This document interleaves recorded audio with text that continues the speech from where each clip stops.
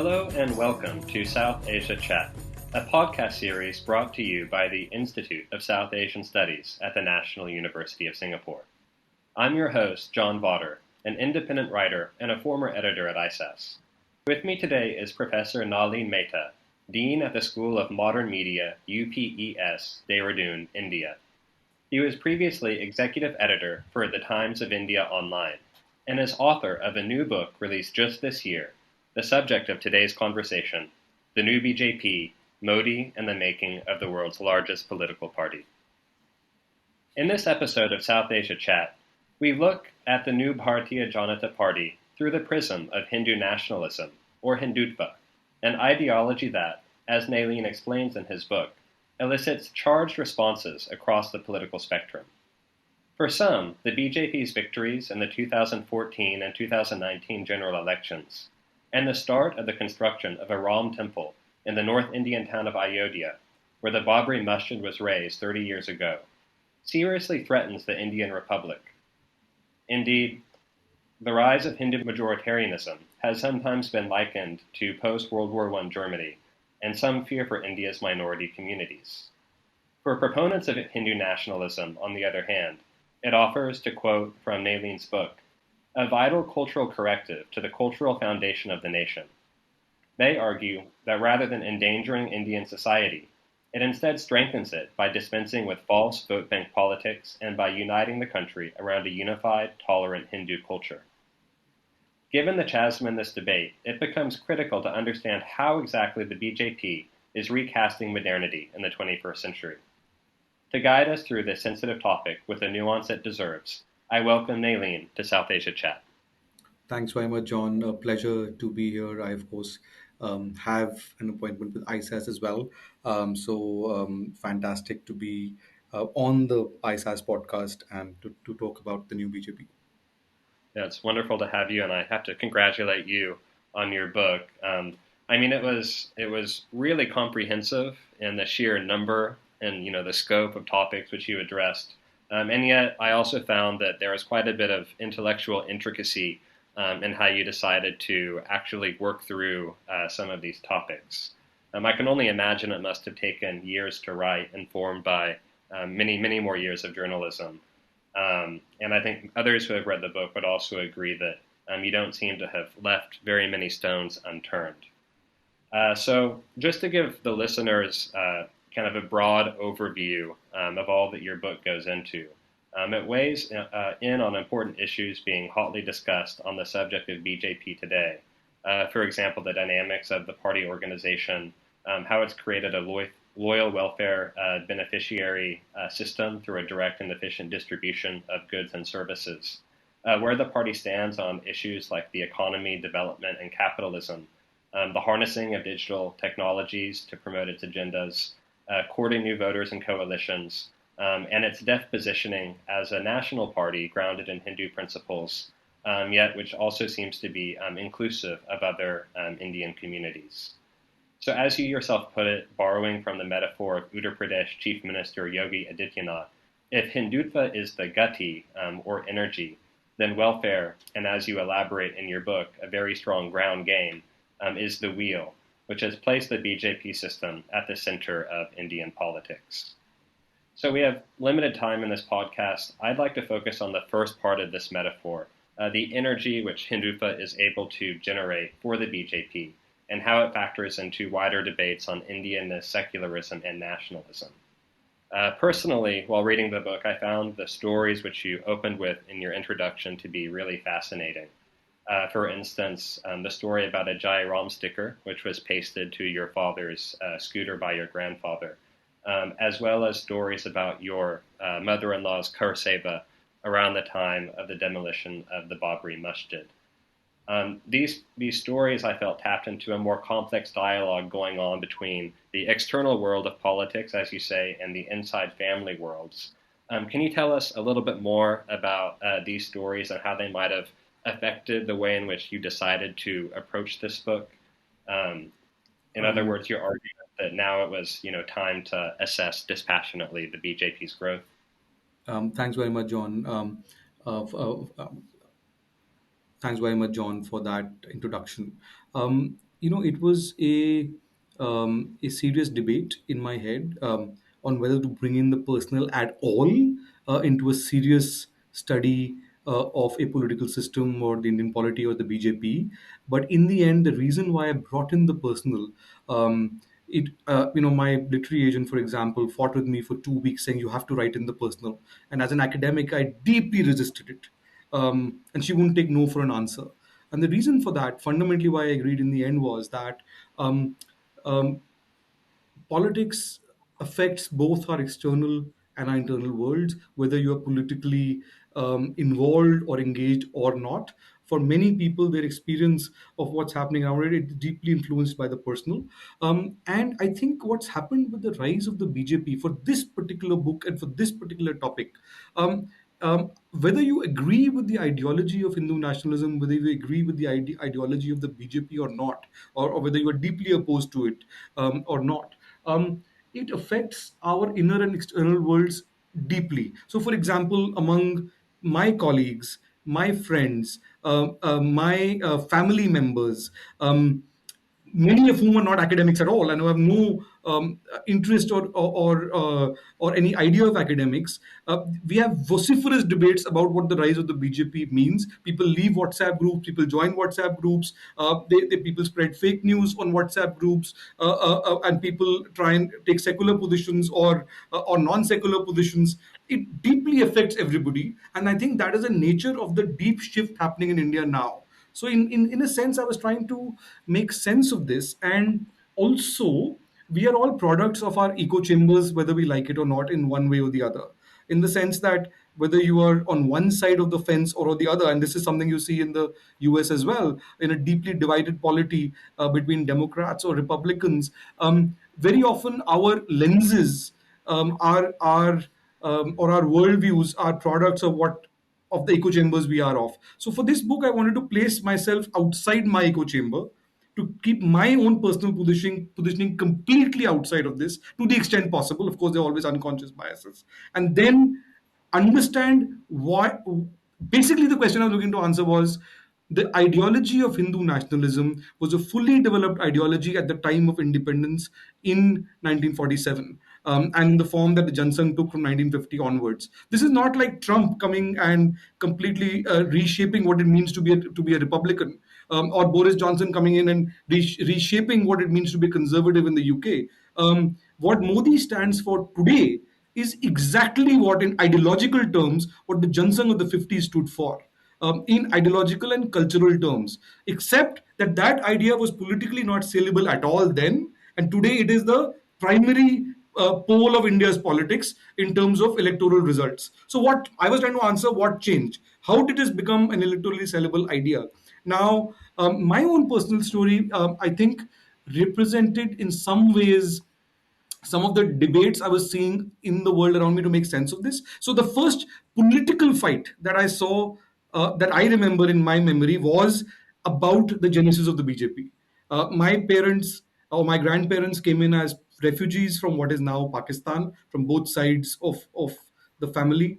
They settled in Delhi. The Jansang was very much driven by refugees because of the deep Hindu-Muslim divide that partition engendered in 1947. And when I was growing up, the movement that propelled the BJP to prominence in national politics started around the time when I was in school, which was the Rath Yatra of L.K. Advani, which was from Somnath on the western coast, the temple that had been destroyed by Mahmud Ghazni hundreds of years ago, to Ayodhya in the Ram temple, whose consecration Narendra Modi sat over as a prime minister last year after the Supreme Court judgment, a unanimous Supreme Court judgment, giving that land to the Ram temple with a mosque being built separately. This, of course, was the mosque that was demolished in the early 90s after the Ram temple movement. The first political fight I remember in my family was between my grandfather and my father, because at the height of that movement, my grandfather brought in a sticker saying Jai Shri Ram, which basically means Hail Lord Ram, and put it on my dad's scooter.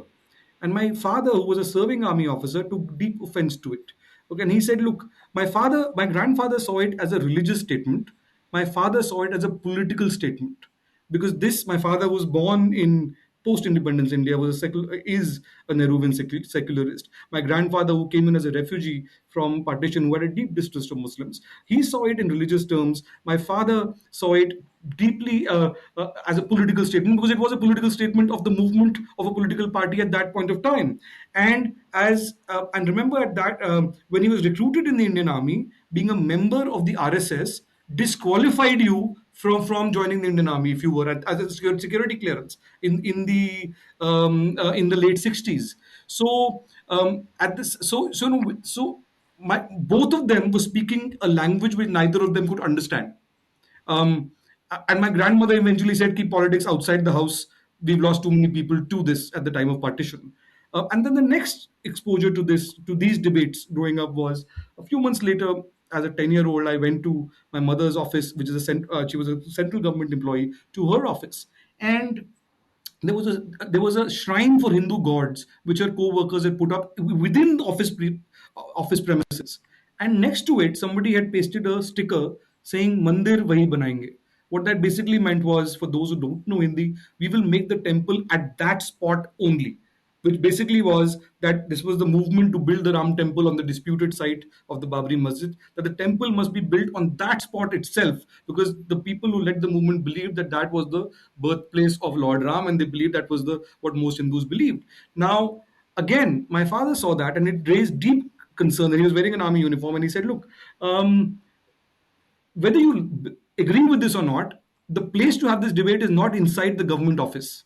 There's a political movement happening outside. This should be debated outside. As government servants, we cannot debate this inside the premises of the thing." And it raises deep questions of the role of the state and religious belief, and the difference between private belief and your public expression of it, especially when you're a government servant. And I think these are precisely the debates that you are facing, that we are dealing with today, when you are having deep debates about the idea of India, about what it means, what Nehru meant as the idea of India, and what the BJP means by when it says the new India. And then, of course, to cut a long story short, I've covered the BJP for over 20 plus years as a journalist. And when I was covering Gujarat in the early 2000s, 2002, I discovered that I just got married, and I discovered that my mother-in-law um, had been a car sevak. She had been to the disputed site in Ayodhya before the demolition of the mosque and after the demolition of the mosque as well. And I had deep debates with her about what does this mean for the future of India. And she had a very simple answer. Her answer was, um, "This is my God, and that's why I want the temple." And all the things that I was used to dealing with, in my professional circles as a journalist, as an academic, the idea of India, the notions of secularism, deep debates about the nature of the state versus religiosity, and so on and so forth, none of them made any sense to her. And I just couldn't understand. We just couldn't have a dialogue. And at one point, I almost dismissed her as just a very extreme right wing Hindutva person.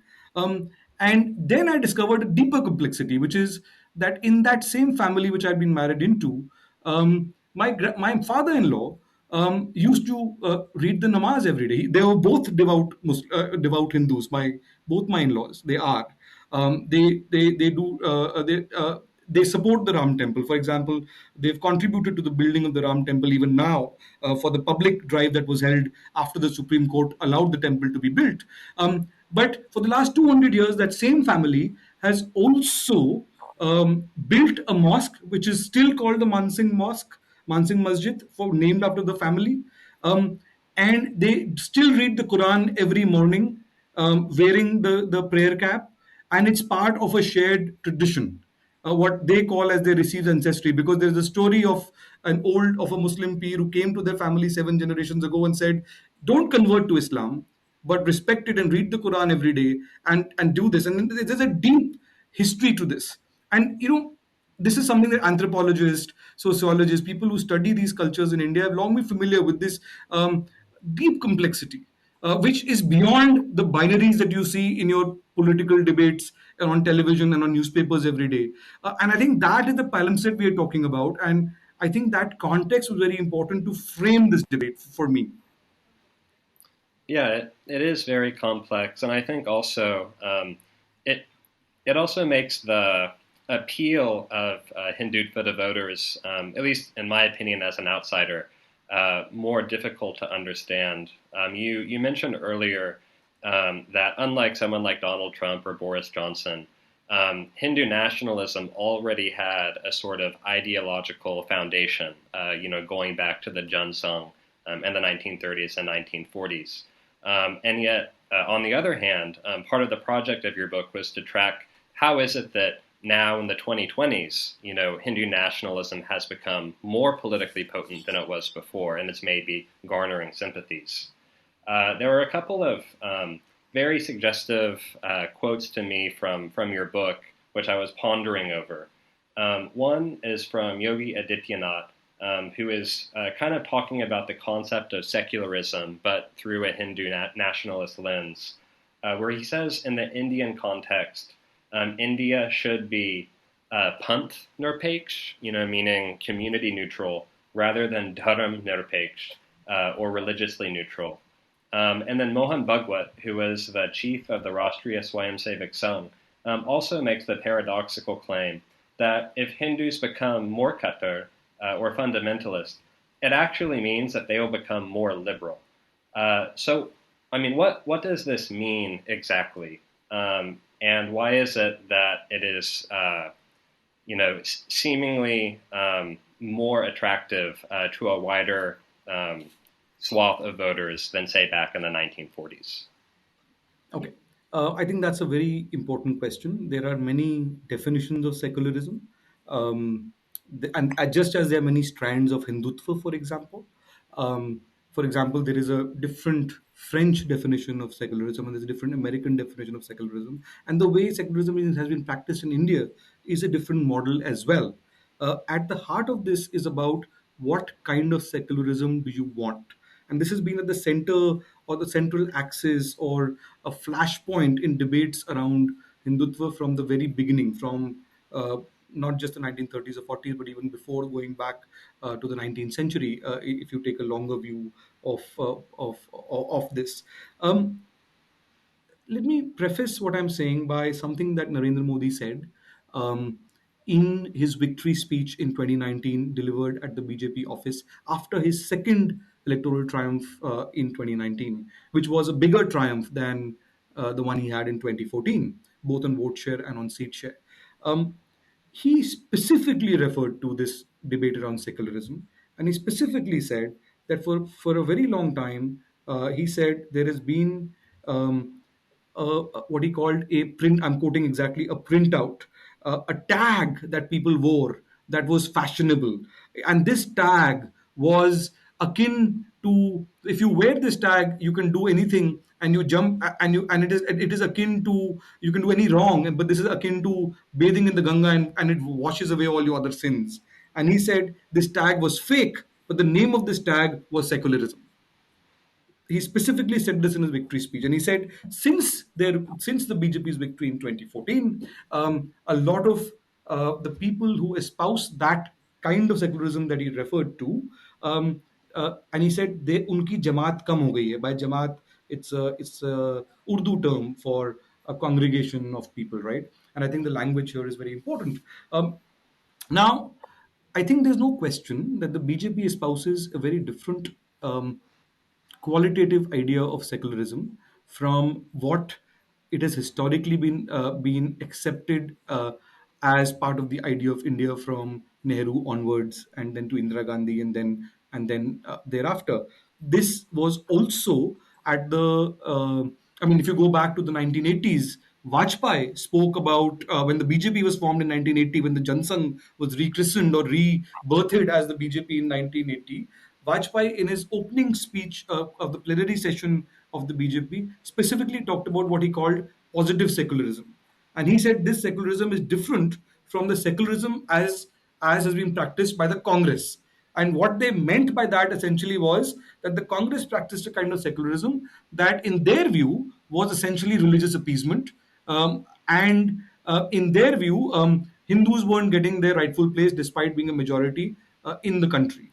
And he specifically talked about Shivaji, who's a great icon of India, 17th century Maratha warrior, created the first Maratha Empire. And he specifically talked about the secularism of Shivaji, which was And he mentioned that Shivaji, for example, when he went on his campaigns, he would go to a Muslim pir in Ratnagiri. And when he was in captivity in Agra, he had a Muslim attendant to.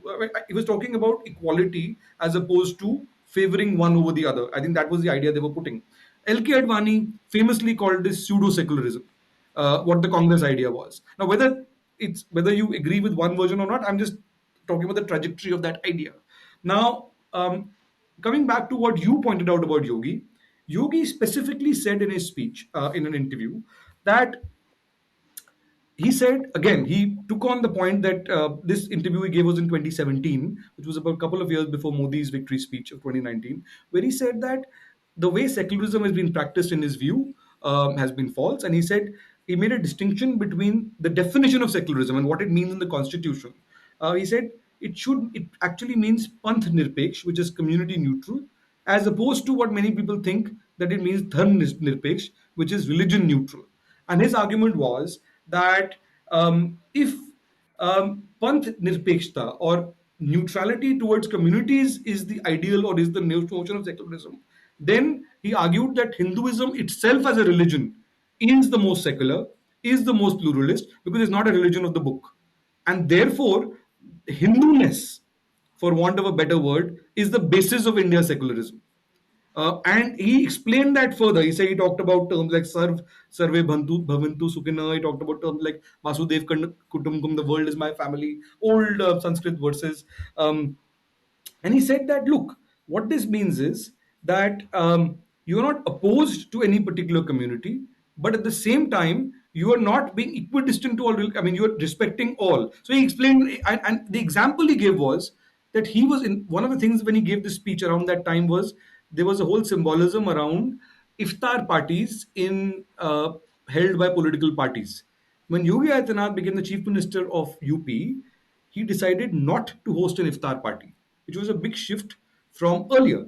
When he was questioned about it, he said, look, I am a Hindu seer. He is the presiding mahant of the temple in Gorakhpur. He said, as an individual who has a particular religious belief, I see no reason why I should go to an iftar party because that is different from my religious belief.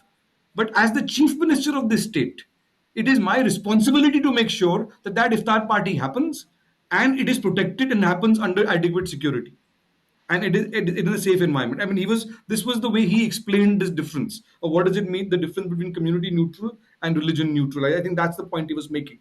Now, coming back, now this idea has an older intellectual history, if you like. Rajnath Singh, now the defense minister of India, then the home minister of India in 2015, he gave a speech in parliament. And he made the same point between Panth Nirpeksh and Dharm Nirpeksh, so community neutrality versus religious neutrality. And he said that, look, ultimately the Constitution of India adopted the two words only in the 1970s. Those words were secular and socialist. These did not exist in the Constitution of India at the birth of the Indian Republic. They were inserted during Indira Gandhi's regime in the 70s during the emergency period. Now, his argument was through the 42nd Amendment to the Constitution in 1976. His argument was had Ambedkar, the great framer of the Constitution, felt this was a core belief at the core of the idea of India, then this should have been there in the Constitution from the beginning, right? Now it wasn't there; it was inserted later.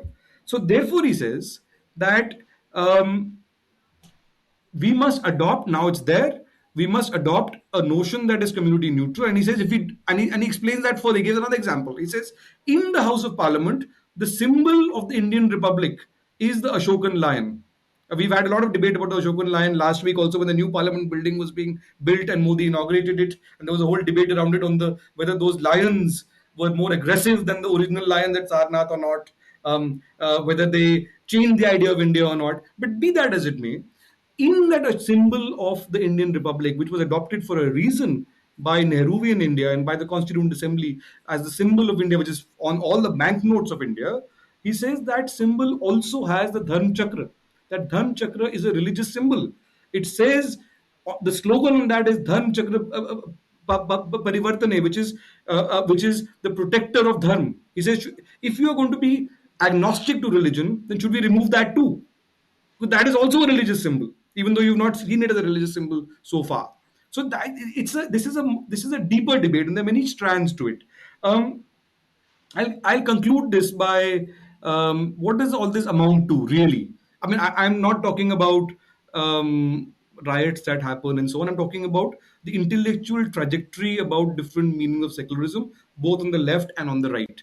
And K.R. Malkani in the 90s or in the late 80s, when the Ram Temple movement first ignited these debates on a national scale in a way that had never been done before, he wrote a piece where he argued that um, Iqbal, who was in some ways, the great intellectual of partition, um, he called Ram Imam-e-Hind, right?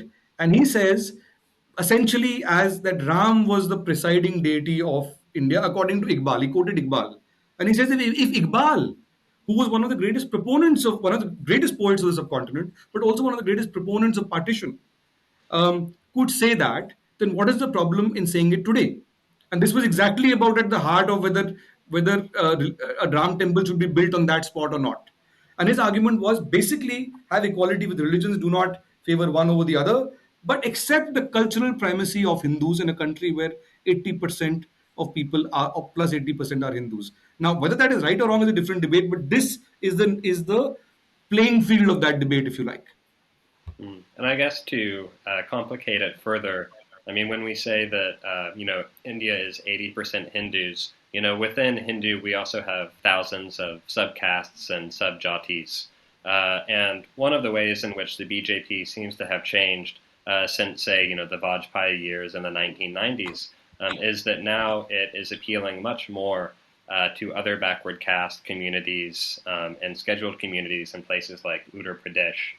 You talk in your book about how the BJP's chal, charitra, and chehara has changed.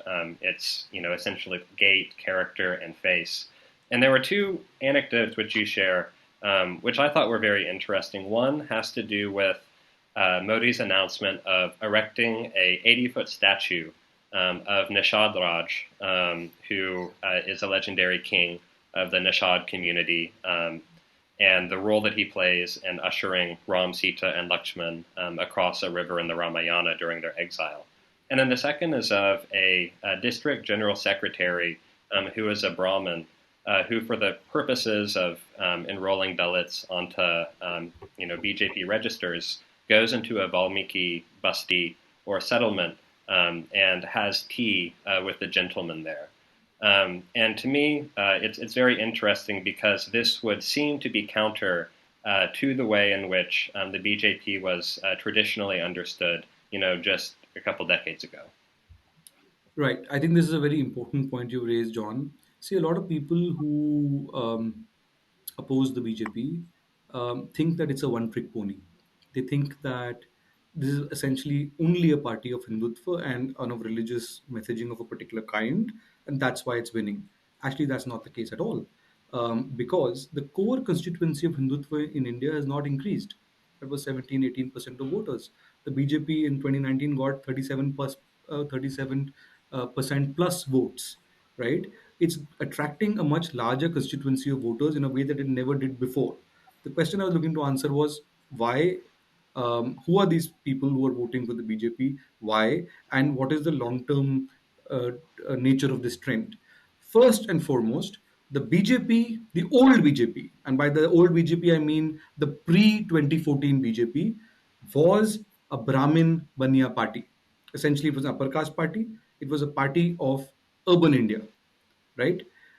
The post 2014 BJP, which was constructed by Narendra Modi and Amit Shah below him. Amit Shah was the president of the BJP under whom the membership drives happened. Between 2014 and today in 2022, essentially the BJP became the big shift that happened with the BJP was first, it became a majorly rural party in the Hindi heartland. By that I mean the dozen odd Hindi speaking states in North India, which are at the core of the BJP's electoral advances, right?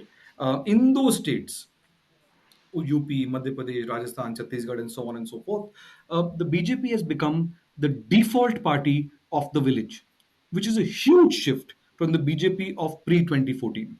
And this shift has happened um, without the BJP losing its core bases in semi rural areas and in urban areas, right? So it retained its support, which it already had in urban India and in semi-urban India, which where it grew, but in rural India is where it grew deep roots. Now, what do I mean by that? Just three figures to substantiate what I'm saying. If there are 225 parliamentary seats in the Hindi heartland out of the 543 total seats in the Indian parliament, out of these 225 seats in the Hindi heartland, 127 are rural seats. Okay. In those 127 rural seats, the BJP won over 40% vote share in only 16.5% seats in 2009. So a small percentage. In 2014, that number went up to 57.4 seats, which means 73 out of 127 seats. In 2019, it won over 40% vote share in 95 of these seats, which is about 75% of these seats. So that is the nature of the shift. It took deep roots in rural India and became the default party at the time. And other parties like the Congress or other regional parties like the Samajwadi Party, the Bahujan Samaj Party, which is of the Dalits, they all received their vote shares concomitantly declined in the rural parts of the Hindi heartland. That's one. The second question is, how did this happen? It happened through three developments. The first is the BJP, which was always largely an upper caste party, became at many levels, both in the terms of the voters it was attracting and in terms of the representation it was giving to these voters in various power structures. Uh, the biggest shift that happened was it attracted other backward classes who were non-Yadav OBCs into its fold, and secondly, to a slightly lesser extent, or to a lesser extent, scheduled castes and scheduled tribes. And scheduled castes are essentially Dalits. So non-Jatav Dalits. Now there are many subclasses. For those who don't know India, there are many kinds of upper backward classes listed in the Constitution of India. There are different lists for the country overall, and there are different lists for different states. Similarly, for scheduled castes, which are basically the erstwhile the Dalits or what were once untouchables in the caste system, and then the scheduled tribes. Now, within these categories, the BJP made huge inroads, and I will let me illustrate that. In Uttar Pradesh, which accounts for the largest number of seats in the Indian parliament, 80 out of 543 seats, which the BJP swept. The BJP's advances were basically powered by its deep inroads in Hindi heartland and more specifically UP and Bihar. Look at we created something called the Mehta Singh Index, which basically tracked the caste of different representation levels politically in UP between 1990 and 2019, and we basically studied the caste of 4,000 politicians from the four key parties, from BJP, SP, BSP, and the Congress. And we saw that a huge shift occurred after 2014. So basically, in 2019, to give you a sense of this, among the BJP's parliamentary candidates in UP, 57.5% were either OBC or scheduled caste. So they were not upper caste; they were from these sections. When you looked at the provincial assembly, the state assembly of India is a federal structure. You look at the provincial assembly of UP, 52.8% of its candidates, and in these elections it swept. So they were all winning candidates. These were not just people to tick a box or to make it good look on a PowerPoint. 52.8% were either OBC or scheduled caste. Then we looked at the BJP's own power structure, as in its own party hierarchy. And in its own party hierarchy in UP, among its office bearers at the state level, about 50% were either OBC or scheduled caste. Then we looked at, okay, so this is, you've given these seats to these candidates, both at the national election and local election. You've given these people a share of your organizational structure, people who were never among your support base earlier. Then we looked at, when you come to power, what happens after you come to power, or do you just treat them as dispensable voters, if you like? And then we looked at the share of Council of Ministers of Yogi Adityanath in Lucknow, and we found that 48.1% of his ministers were either OBC or SC. Then we looked at the BJP's district presidents. There are 98 district presidents of the BJP in UP. And there were 35.6% were from this category. Now, this is hugely significant. For a party which was largely upper caste dominated earlier, this is a revolutionary shift. I am not saying that there's been a social shift at the level of society. No. Do atrocities against caste happen today? Of course they do. I'll be stupid. Anybody was stupid to make a claim that doesn't happen. What I'm saying is that, see, politics is not about perfection. Politics is, people are not voting for the ideal, perfect candidate. They are voting for the candidate who they think at that point is less worse off than others, who was the best available option. And in that, the rate of change of the BJP, why I'm saying is this is historic shift because both in terms of the pre 2014 BJP vis-a-vis the post 2014 BJP, this caste structure or this caste share of spoils, if you like, for people who are not upper caste, but this is also a huge shift compared to other parties in the competition. So you look at parties like Samajwadi Party, which is the party of the OBCs, Yadavs in particular. You look at the BSP, which is the party of Dalits and Jatav Dalits in particular. You look at the Congress, which has been the natural party of governance for the last 70 years. And in all these three parties, when you compare at these levels of analysis with the BJP today is, the data shows us, the most socially representative party in UP, barring Muslims. And that's an important point to make.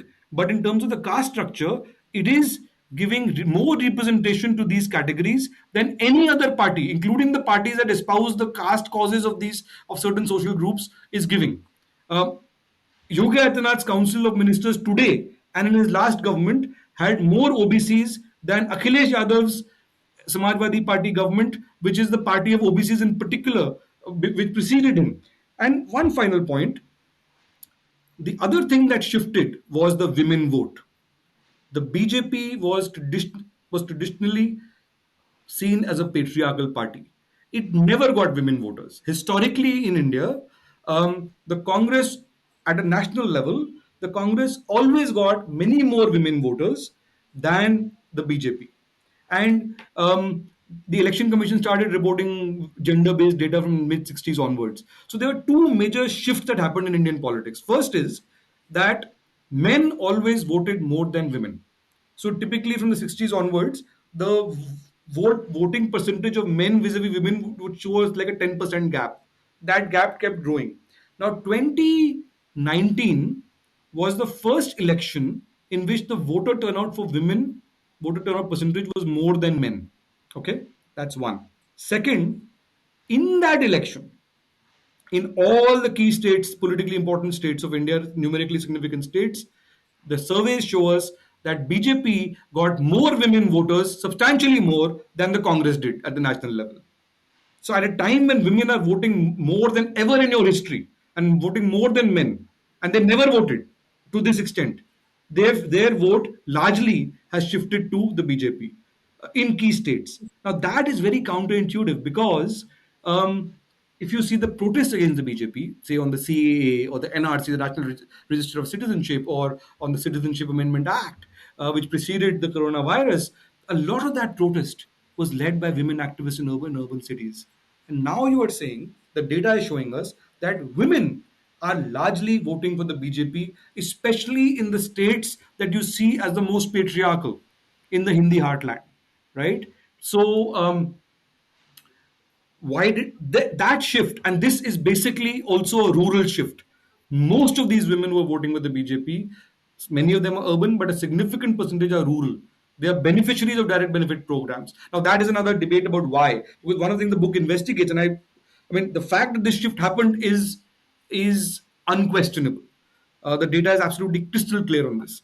The question was, did it happen on its own? Was it an accident of history? Or did the BJP have specific schemes which it strategically went after women voters, which made the shift happen over a period of time? And the answer to that is yes. There are 5 or 6 reasons for that, but we can talk. I think we are running out of time, but there's a whole chapter on women in the book which specifically examines this question. And I'll just put one anecdote there. We talked about the representation for OBCs and scheduled castes, which is a major reason why the caste structure of India's voters changed to the BJP. The same thing happened with women. I tracked women representation in the party structures of all the national parties, Congress, including progressive parties like the CPIM, left parties, and other regional parties. And I tracked the Council of Ministers of Narendra Modi as well as the previous Council of Ministers of Manmohan Singh, 2 terms, UPA 1 and UPA 2. And you find that the representation of women in Modi's Council of Ministers is significantly higher than it was in Manmohan Singh's 2 Council of Ministers between 2004 and 2014, and which was also higher than the previous BJP government of Vajpayee. Modi has much higher representation, and at the level of the parties, the women appointees at the central party leadership level of BJP is the highest. If you look at parliament, the number of MPs are highest, the number of candidates are highest. So that gives you a sense of, and this is only a partial answer, but it gives you a sense of the nature of shift that happened. Yeah, I think I mean, the shift which the BJP has made in terms of its voter constituencies is profound, and we could spend a long time talking about each of these different demographics for their own podcasts. As you said, we're reaching the end of the episode, so I would kind of like to roll together a couple of thoughts I had as a final question to you. We began this conversation talking about Hindutva and secularism, the idea of community neutrality versus religious neutrality. And I think one of the things which the data shows, and your book shows us, is that the BJP is complicating, some of the expectations that previously we would have had about how it would act. One thing which, I was wondering reading through is the BJP in some ways, walking the talk in terms of its ability to be community inclusive? I mean, we have inclusivity for lower caste, we have inclusivity for women, we have inclusivity or seeming compromises, pragmatic compromises in the South and in the Northeast, through which it imagines in a type of, mythological Sanskrit cosmopolis. Or is it that, this is just power politics, pure and simple? The BJP will strike these alliances for its benefit. Like you said, there's a chessboard, it's got to make a move at a specific place and time. And will it actually be the case that the moves that the BJP is making now will weaken the ideology of Hindutva, or in some ways actually create a contradiction or internal power tussle similar to what we saw in the Congress? Okay, so I think on the first question, the book actually lists 5 challenges for the BJP going forward. I think the crucial point is, look, what I want to say is that there was once a Congress system in India, to quote Rajni Kothari's elegant term, of which dominated the Indian or defined the Indian polity for several decades. I think the BJP has now replaced the Congress as the dominant pole of India's polity. And this shift, a lot of people think that that the Prime Minister Narendra Modi is definitely the progenitor of this shift. The new BJP, the term which I've used as a title of the book, which was created after 2014, is very different from the old BJP. Very much driven by Modi, very much defined by his persona and the changes that he made and so on, both in policy and in politics.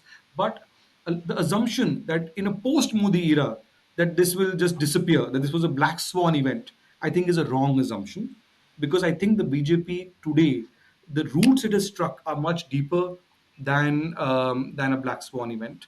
So there is a profound shift. There is now a BJP system of the new BJP in this country. Now there are several challenges to that.